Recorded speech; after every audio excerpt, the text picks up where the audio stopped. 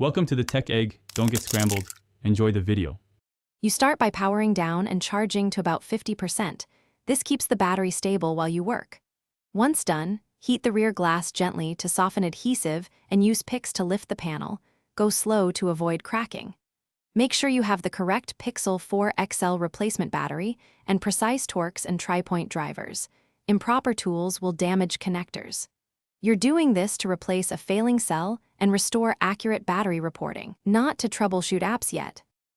Once the rear is open, disconnect the battery connector immediately to eliminate any electrical risk while you work. Then remove screws holding the midframe and lift it clear. Keep screws organized by size and location. Peel the adhesive strips under the battery evenly. Apply steady heat if they stick, so the cell comes out without bending.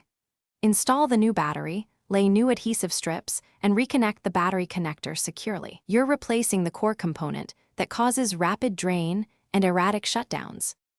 Reassemble the phone, tighten screws to torque-light feel, and boot into recovery to verify battery recognition and baseline health stats.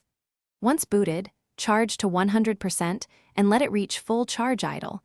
Then use 3 full charge-discharge cycles to allow the system to recalibrate battery reporting. Make sure to monitor temperature. Excessive heat suggests a hardware fault.